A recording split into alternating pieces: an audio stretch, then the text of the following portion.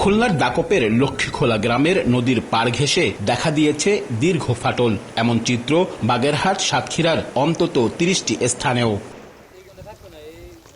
দক্ষিণের উপকূলীয় এলাকার নদী ভাঙন থেকে গ্রাম রক্ষা করতে ৬০-এর দশকে নির্মাণ করা হয় এসব বেড়িবাঁধ। তবে ঘূর্ণিঝড় ও জলোচ্ছ্বাসে যুগের পর যুগ বেড়িবাঁধ ক্ষতিগ্রস্ত হয়েছে বারবার।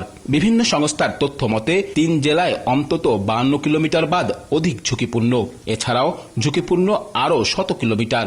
এর মধ্যে খুলনার দাকপ, পাইকগাছা, বটিয়াঘাটা ও কয়রা উপজেলার ১৭টি ইউনিয়নের বিভিন্ন স্থানে নতুন করে ২২ কিলোমিটার এলাকায় ভাঙন দেখা দিয়েছে।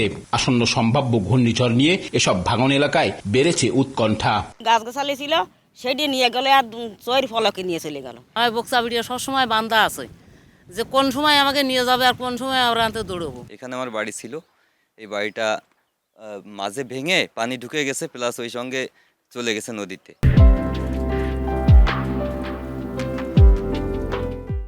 দুইটা দোকান ঘর, একটা বসতি ঘর, একটা রান্নাঘর, একটা গোয়াল ঘর, এই 5টা ঘর সব নদীতে বিলীন হয়ে গেছে। ঘরটার সব ভেঙে চলে গেছে, রাখার জন্য এর বাড়ি ওর বাড়ি আমার মাল জিনিস রাখতে আছে।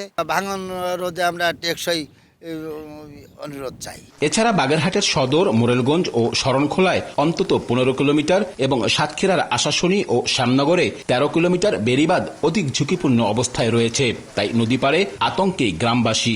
ঘাট ভেঙে যাচ্ছে, লোকজন নামতে পারে না, উঠতে পারে না, মহিলারা পড়ে যায়। এই মসজিদটা ভেঙে গেছে, আমরা ওই সাইডে অন্য একটা মসজিদ লোকজন নিয়ে যাওয়া করা হয়েছে।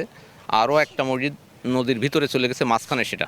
আষাঢ় মাস আসলে তো আরো বেশি পানি, বেশি ভেঙে যাচ্ছে। যে পরিমাণ জমি ছিল সেই জমিগুলো আসলে নাই। দুর্যোগ মৌসুমে বেড়িবাঁধ মেরামতে পানি উন্নয়ন বোর্ডের তোড়জোড় বাড়লেও নামমাত্র সংস্কারে কোনো কাজ হচ্ছে না বলে অভিযোগ জনপ্রতিনিধিদের।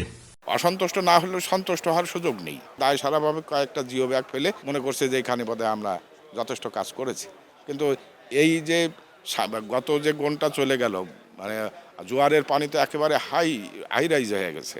প্রতি বছর তো হাই রাইজ হচ্ছেই। ওনারা তাৎক্ষণিক একটা ব্যবস্থা নেয়, কিন্তু সেটা পর্যাপ্ত না, এবং যা নিচ্ছে সেটা আমাদের টেকসই বাদ না। আর অর্থ ছাড়ের সীমাবদ্ধতার কথা জানিয়ে পানি উন্নয়ন বোর্ডের দাবি, চিহ্নিত স্থানগুলোতে জরুরি মেরামত করা হচ্ছে। আমার তো বাজেট নাই, যেখানে যেভাবে কাজ করলে এটা এই বর্ষায় যাতে সমস্যা না হয় সেরকম নির্দেশনা আমার দিয়ে দেওয়া হয়েছে এবং সেইভাবে প্রসেস হচ্ছে। পানি উন্নয়ন বোর্ডের দেয়া তথ্য মতে ৩ জেলায় ২০০৬ কিলোমিটার বেড়িবাঁধ রয়েছে। ভাঙনের পর বেড়িবাঁধ সংস্কার করা হয়, তবে বছর না ঘুরতেই আবারও ভাঙন দেখা যায় এসব বেড়িবাঁধে।